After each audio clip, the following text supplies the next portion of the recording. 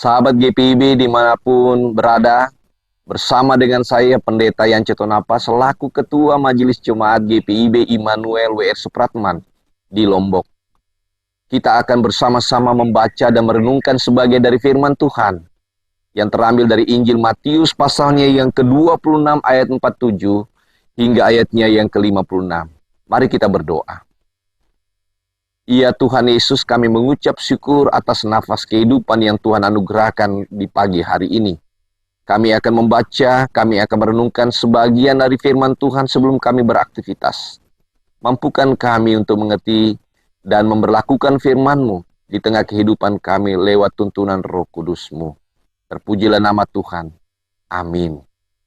Sahabat GPIB, Injil Matius pasalnya yang ke-26 ayat 47 hingga ayatnya yang ke-56, demikianlah perkataan firman Tuhan. Waktu Yesus masih berbicara, datanglah Yudas, salah seorang dari ke-12 murid itu, dan bersama-sama dia serombongan besar orang yang membawa pedang dan pentung, disuruh oleh imam-imam kepala dan tua-tua bangsa Yahudi. Orang yang menyerahkan dia telah memberitahukan tanda ini kepada mereka. Orang yang akan kucium itulah dia, tangkaplah dia. Dan segera ia maju mendapatkan Yesus dan berkata, "Salam Rabi," lalu mencium dia. Tetapi Yesus berkata kepadanya, "Hai teman, untuk itukah engkau datang?" Maka majulah mereka memegang Yesus dan menangkapnya.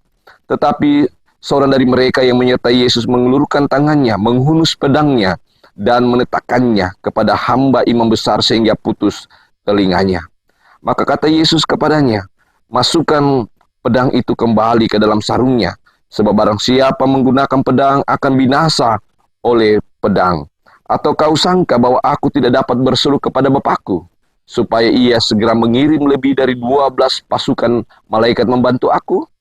Jika begitu, bagaimanakah akan digenapi tertulis dalam kitab suci yang mengatakan bahwa harus terjadi demikian?" Pada saat itu Yesus berkata kepada orang banyak, "Sangkamu aku ini penyamun, maka kamu datang lengkap dengan pedang dan pentung untuk menangkap aku? Padahal tiap-tiap hari aku duduk mengajar di bait Allah, dan kamu tidak menangkap aku.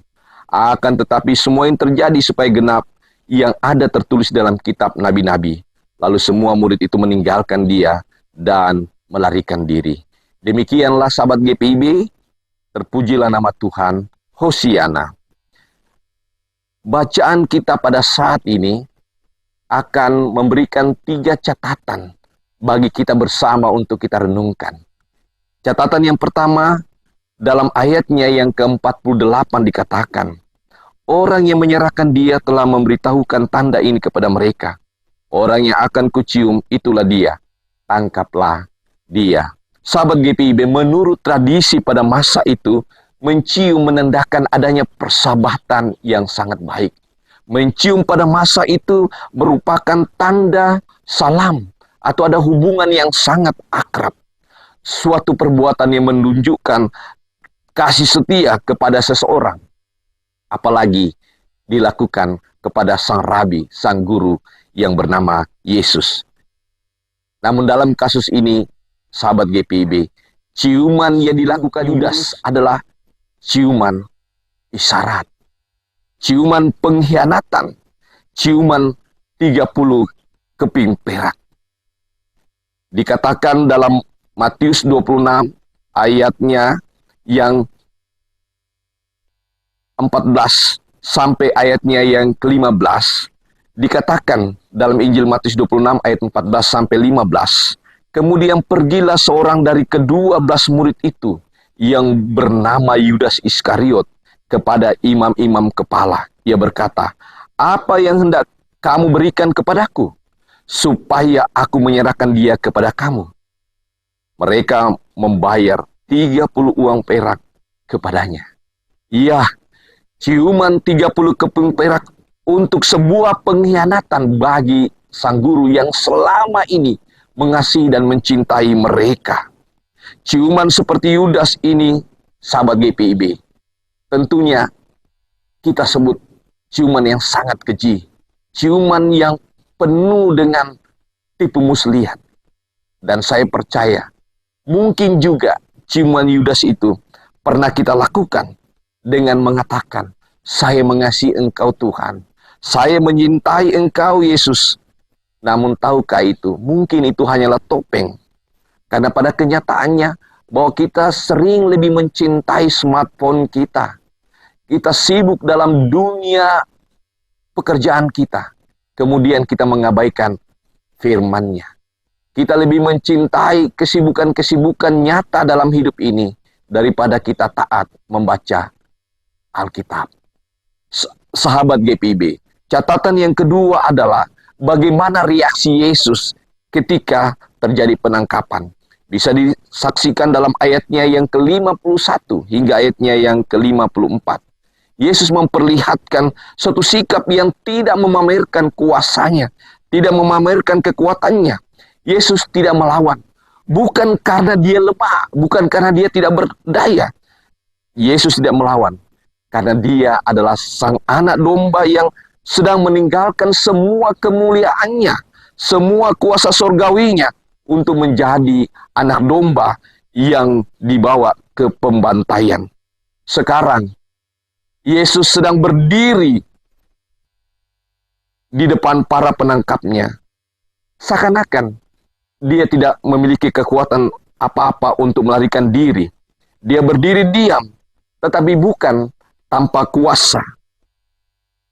Sebagai orang percaya, kita diajari akan sikap Yesus ini. Bahwa ketika kita mengalami berbagai peristiwa, tantangan, pergumulan apapun, kita diajarkan untuk tidak sok jagoan atau mengandalkan kekuatan siapa-siapa. Tetapi kita bersikap tenang, kita berdoa dan menyerahkan semua itu kepada Tuhan. Sahabat GPIB, catatan yang ketiga adalah ayatnya yang ke-56b dikatakan demikian. Lalu semua murid itu meninggalkan dia dan melarikan diri. Menjadi pertanyaan di sini adalah, apakah memang benar para murid meninggalkan Yesus saat dia berhadapan dengan keadaan yang sulit? Apakah memang para murid meninggalkan Yesus seorang diri ketika dia menghadapi pergumulan yang sangat berat? Leon Morris pernah mengatakan bahwa saat peristiwa penangkapan Yesus itu, dia bertindak sebagai seorang gembala. Seorang gembala yang sedang melindungi para muridnya atau para domba-dombanya.